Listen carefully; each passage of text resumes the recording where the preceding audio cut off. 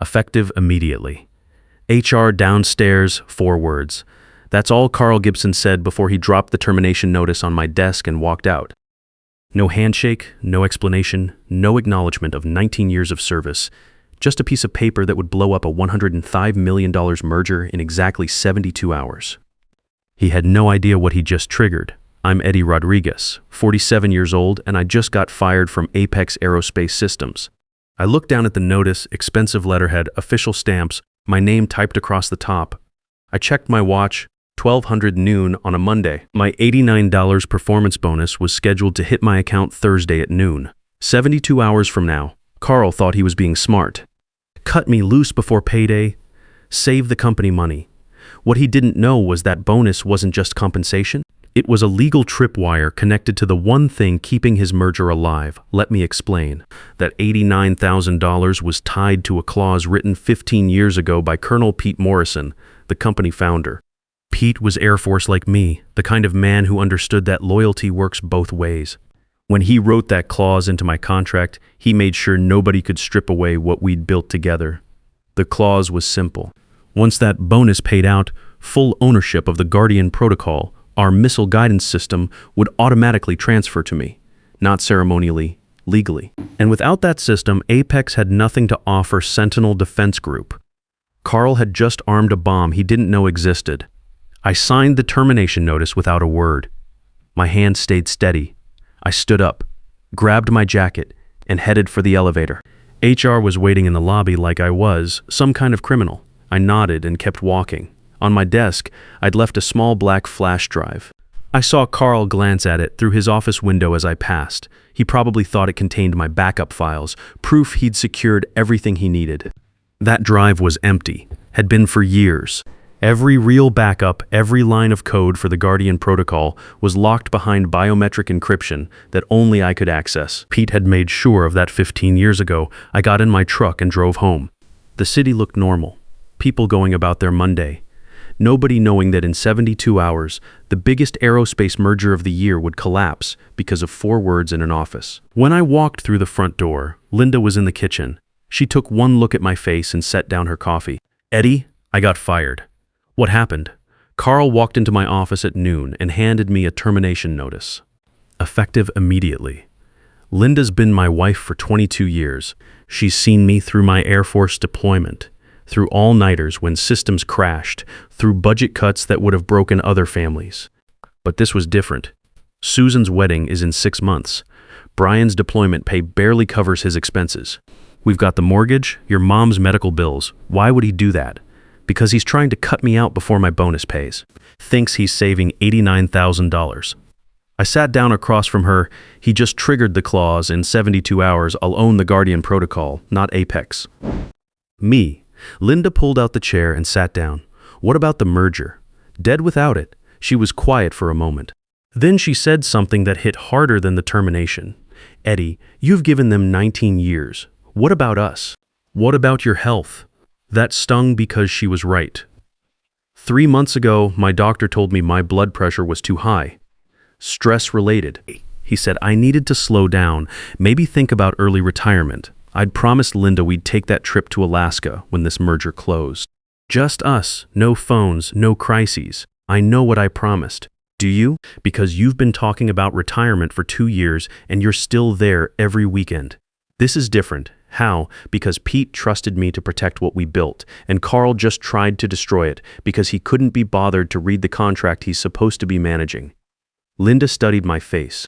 She wasn't angry, just tired. Then finish it. But when this is over, we're going to Alaska. No arguments. Deal.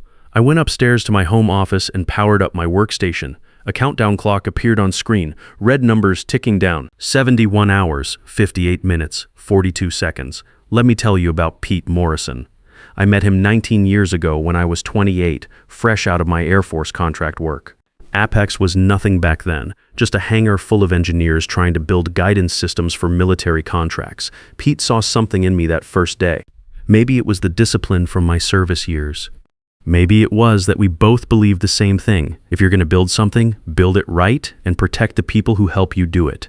Over the years, I became the guy they called when everything was on fire. In 2019, when a cyber attack hit 3 military installations, I was the one who stayed up 84 hours straight rebuilding our security protocols from scratch.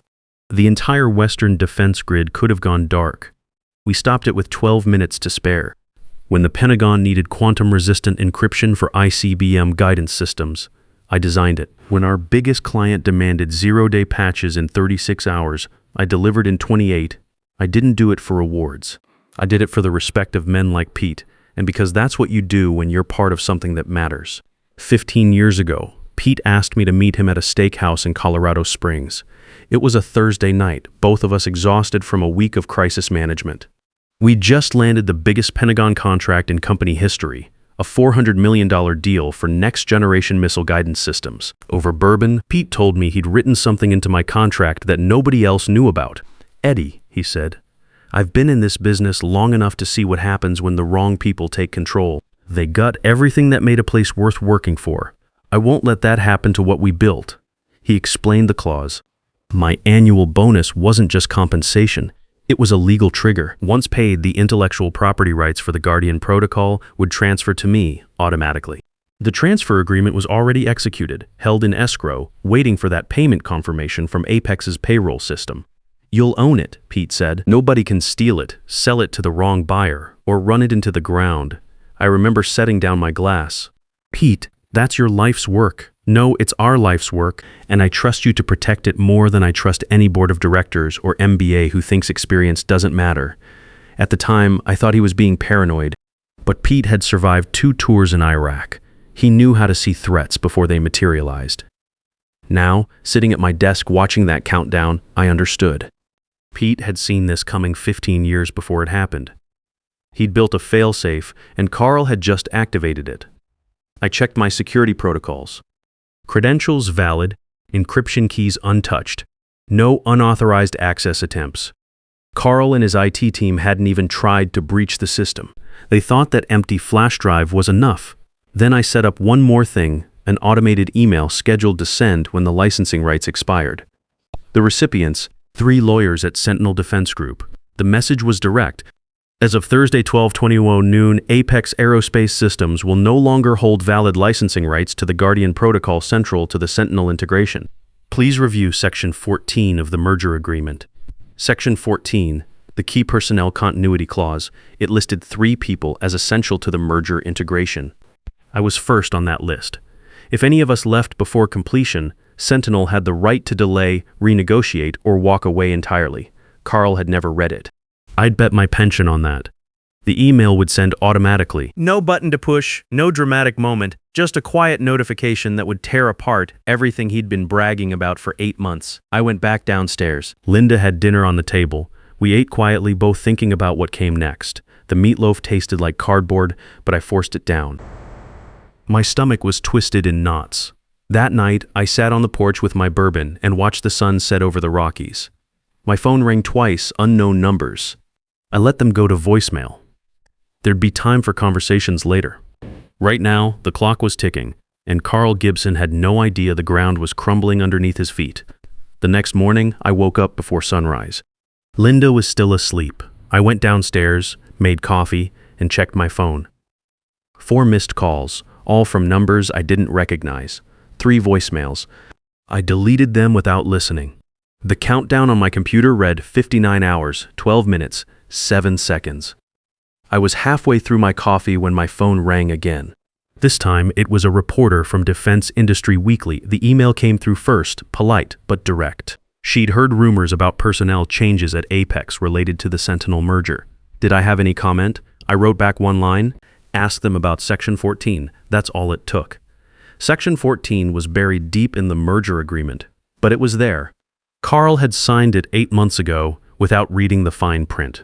Now a reporter was about to start asking questions that would make Sentinel's lawyers very uncomfortable. I went for a run through my neighborhood.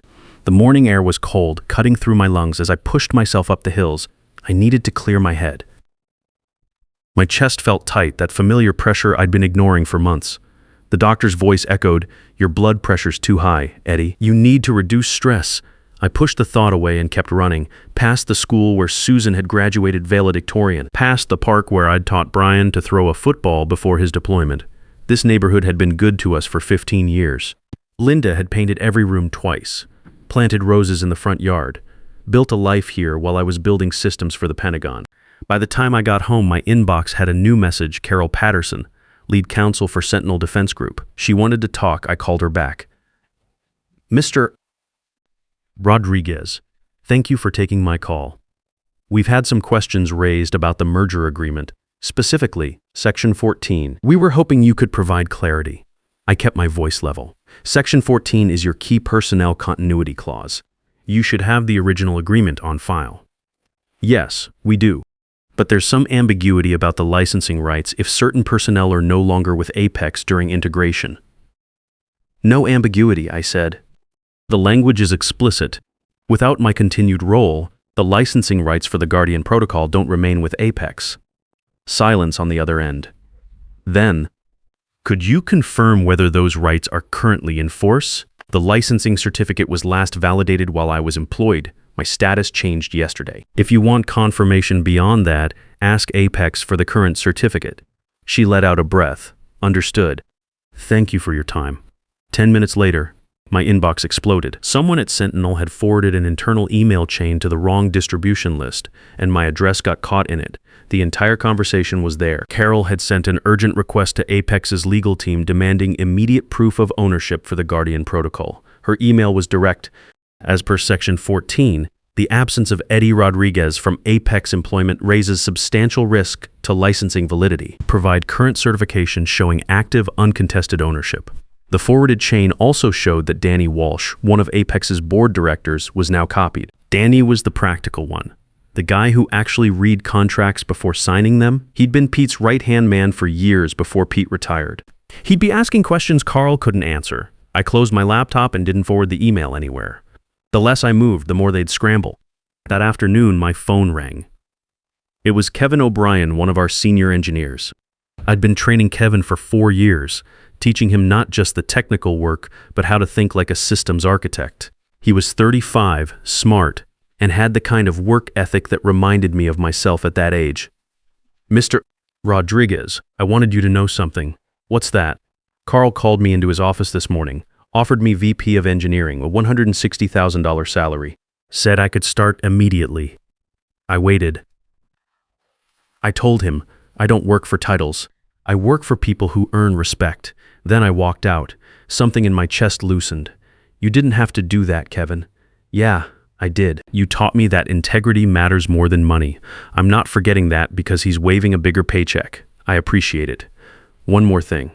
He asked me where you kept the Guardian backups. I told him I didn't know. They've been trying to access your old workstation all morning.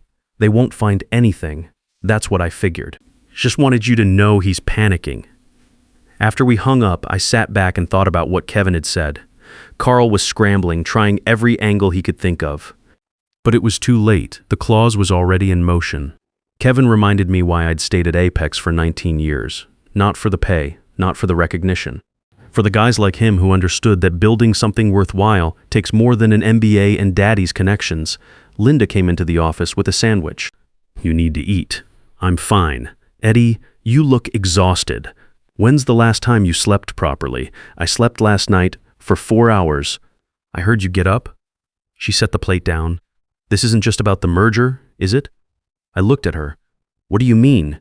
You're carrying something. You have been for years. It's not just about protecting Pete's legacy. It's about proving you were right to give them 19 years. She wasn't wrong. Part of me needed Carl to understand what he'd thrown away. Not for revenge, for validation. To know that all those nights, all those weekends, all those times I chose work over family dinners actually meant something. Maybe, I said. Linda squeezed my shoulder. Finish it. Then we're going to Alaska, and you're gonna let this go. That evening, the news broke. Apex Aerospace stock dropped 18%. The financial networks ran alerts, unconfirmed risk in Sentinel merger. Key licensing question raises investor concerns. Apex declines comment. I watched it unfold from my living room. Inside Apex headquarters, it would be chaos. Emergency board meetings, lawyers scrambling, Carl trying to explain how this happened while his father Roy demanded answers. My phone buzzed with a text from an unknown number. We need you back, but not under Carl. That was Danny Walsh. I recognized the phrasing. He'd been in enough meetings with me to know my value, but I didn't respond. Not yet. Some offers are worth making them ask twice. Another news alert came through. Sentinel Defense Group declines to reaffirm merger timeline. That was the shot across the bow. It told investors the deal might not close. It told Apex's board they'd lost control of the situation. And it told Carl that the clock I'd set was ticking louder than anything he could do to stop it. I checked the countdown. 47 hours, 33 minutes, 18 seconds. Linda and I had dinner together that night. Susan called from Denver, worried because she'd seen the news about Apex online. I told her everything was fine, that I'd landed on my feet. It wasn't a lie. Not really. Dad, are you sure? The wedding deposits? Honey, don't worry about the wedding. You're marrying a good man. Focus on that. After dinner, I sat on the porch again with my bourbon. The neighborhood was quiet. Somewhere across town, Carl was probably still in that conference room trying to convince the board he had everything under control. He didn't, and in less than 48 hours, everyone would know it. The call came at 9:47 Wednesday morning. Carl's number flashed on my screen. I let it ring 3 times before answering. Eddie Rodriguez. Where the hell have you been? Sentinel's legal team called me. They said they spoke to you. What did you tell them? His voice was sharp, barely controlled. Good morning to you too. Don't start. They're acting like there's a problem with Section 14. What did you say? Have you read the contract? Silence. The kind that stretches too long. I've reviewed the key sections, he said finally. I'd recommend reading all of it, especially the parts your legal team didn't flag. Eddie, this isn't a game. They want proof of ownership for the Guardian Protocol. We can't find the certificate. Which system are you checking? The legal vault, the contract archive. I almost smiled. That's interesting. Last time I checked, the licensing certificate was in a separate vault. One with restricted access. The vault you controlled? I glanced at my monitor. The countdown read 26 hours, 13 minutes, 51 seconds. Eddie, just tell me where it is. That would require me to still work for the company. I don't. I heard him moving, shoes clicking fast against hard floors. If we can't produce that certificate, he stopped himself. If you can't produce it, I said quietly, Sentinel will invoke the delay clause. 9 months minimum, maybe longer. And during that time, they'll decide whether this deal is worth salvaging. Damn it, Eddie, the shout cracked. This is my reputation on the line. Yes, it is. Neither of us spoke. Then he tried again, voice softer. Look, if we work something out, if I talk to the board about reinstating you, I'm not coming back, Carl, but you should read your contract. All of it. I ended the call. Linda walked in a minute later. That was him. Yeah. How'd it go? About like you'd expect. She handed me a glass of water. You look pale, you okay? The tightness in my chest was back, sharper this time. I waved it off. Just stress, I'm fine. Eddie, you promised me. After this is done. I know Alaska. I remember. She didn't look convinced, but she let it go. An hour later, the market opened and Apex stock dropped another 12%. Total decline, 30% in 2 days. The news coverage intensified. Financial analysts were downgrading the stock from hold to sell. One analyst used the phrase catastrophic due diligence failure. Another called it executive negligence at the highest level. My phone lit up with notifications. Someone had leaked audio from an Apex board meeting. I clicked the link. The recording was muffled but clear enough. Danny Walsh's voice. Carl, walk me through this. You terminated Rodriguez 72 hours before his bonus payment. The same bonus tied to the IP transfer clause. Did you read that section of his contract, Carl? I was told the bonus was standard compensation. Danny, by who? Because legal flagged this clause 15 years ago when Pete wrote it. It's in the files. Roy Gibson, Carl's father and CEO. We'll fix this. We'll offer Rodriguez whatever he wants. Danny, he won't take it. I already reached out. He's not interested in coming back. Roy, then we'll sue. Breach of contract, theft of intellectual property. Danny, on what grounds? The transfer clause is legal. Pete and Rodriguez structured it as a personal consulting agreement, separate from standard employment terms. It's airtight. The recording cut off. I sat back, letting it sink in. The board was fracturing. Carl's credibility was gone, and Roy was realizing his son had just destroyed the biggest deal of his career. That afternoon, another bombshell. Sentinel Defense Group released a statement. Due to unresolved contractual concerns, Sentinel is suspending merger negotiations with Apex Aerospace Systems pending further review. Not terminated, suspended. That was worse. It meant they were keeping the door open while they explored other options, and I knew exactly what option they were exploring. An hour later, my phone rang. Steve Cooper, CEO of Sentinel Defense Group. Mr. Rodriguez, I wanted to inform you personally. We're suspending the Apex merger.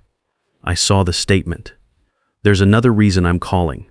My legal team reviewed your background. 119 years at Apex. Primary architect on every major DoD contract they've won. The Guardian Protocol's success is clearly tied to you, not the company. I waited. We drafted an alternative proposal yesterday. A direct partnership between Sentinel and you personally, if you're interested.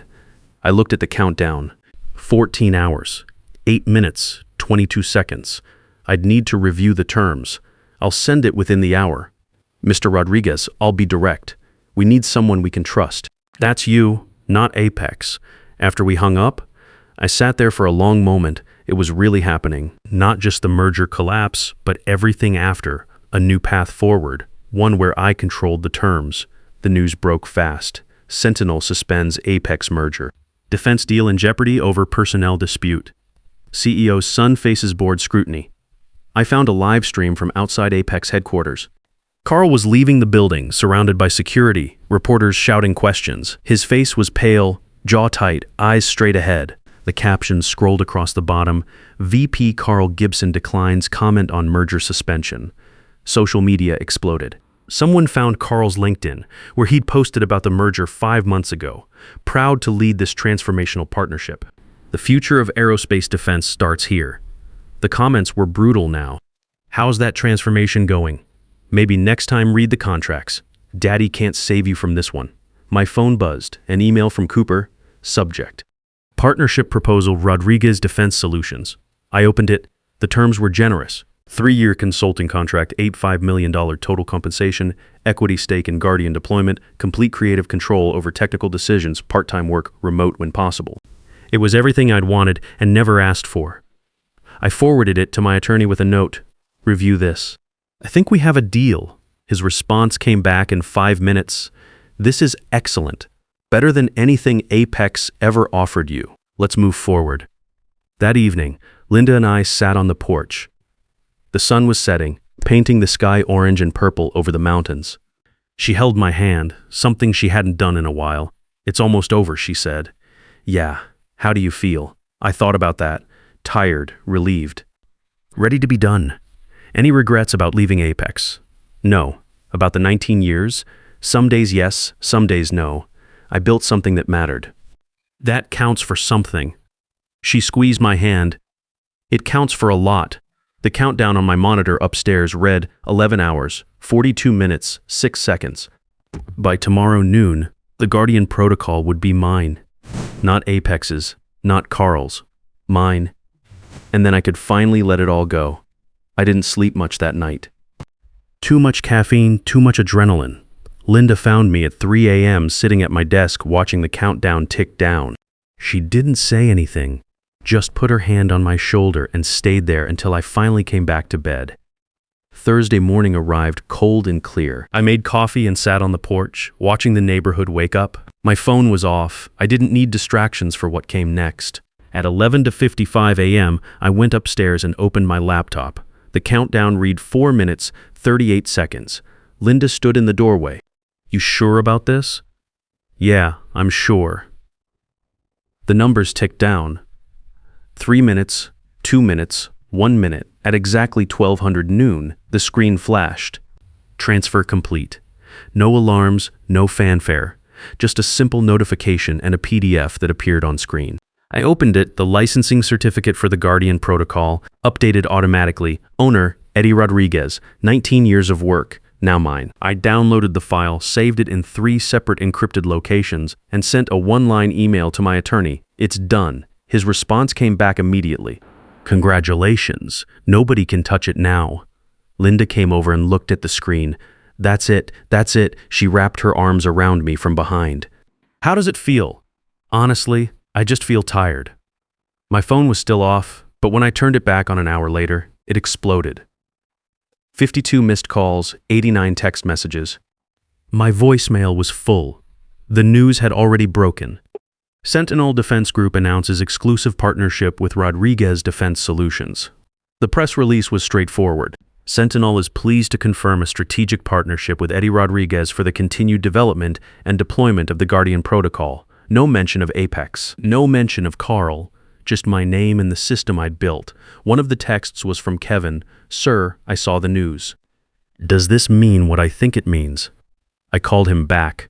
"It means I'm starting a consulting firm, and I'm bringing you on as technical director if you're interested." "Absolutely. When do we start?" 30 days. "I've got to take my wife to Alaska first." "You earned it, sir."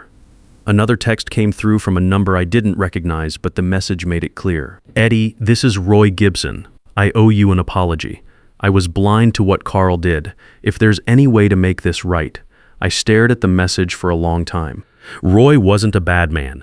He just made the mistake every parent makes, thinking his child could do no wrong. But some things can't be fixed with apologies. I wrote back, "I appreciate that, Roy, but it's time for both of us to move forward. Good luck." The financial networks ran the story all day. Apex stock was in free fall, down 30% total. Analysts were calling it one of the worst merger collapses in aerospace industry history. One headline read, "How an $89 Kalo bonus clause destroyed a $195 billion deal. That evening, my phone rang one more time. "Danny Walsh, Eddie, I won't take much of your time. I just wanted to say I'm sorry. We should have protected you better." Pete would have been ashamed of how this went down. Pete built the protection I needed 15 years ago. He knew what could happen. He was smarter than all of us. Danny paused. "For what it's worth, Carl's no longer with the company. The board asked for his resignation this morning." I didn't feel the satisfaction I thought I would. Just a dull acknowledgement. "What about Roy?" "He's staying on, but it's complicated. The board's not happy. None of this had to happen." "No, it didn't." After we hung up, I found Linda in the kitchen making dinner. "Carl's out," I told her. "How do you feel about that?" "I don't know. It's not about him anymore. It's about what comes next." Linda smiled. Alaska. 2 weeks later, Linda and I loaded up the truck and headed north. We'd rented a cabin on a lake outside Anchorage. No cell service, nothing but water and mountains and silence. The drive took 3 days. We stopped at every scenic overlook, took pictures of everything, talked about plans for the consulting firm and what retirement would look like in 3 years. When we got to the cabin, I stood on the dock and looked out at the water. The sun was setting, turning everything gold. Linda came up beside me. "You did it," she said. "We did it. I couldn't have made it through without you." "So what now?" "Now I go fishing. I stop checking my phone every 5 minutes. I remember what it's like to exist without a crisis hanging over my head. And in 30 days, I go back, train Kevin and the team, build something new with people who actually earned their seats at the table. Then in 3 years, I'm done for good." Linda smiled. "I'm holding you to that." On our last night in Alaska, I sat on the dock with a beer watching the northern lights dance across the sky. My phone had been off for 2 weeks. The world had kept spinning without me checking emails every 10 minutes. 72 hours. That's all it took to change everything. Carl thought he was cutting costs. What he did was hand me my future and prove that competence and loyalty actually matter. I'm 47 years old. I've got 3 years of consulting left, then I'm done. And somewhere in Colorado, there's a boardroom learning the hard way that some people can't be replaced. Not because they're irreplaceable, but because they earned it. Sometimes the best revenge isn't getting even, it's getting ahead while they're still trying to figure out what went wrong. In corporate America, they'll call you family until the quarterly numbers don't add up, but a real mentor builds you an escape hatch before you even know you need one.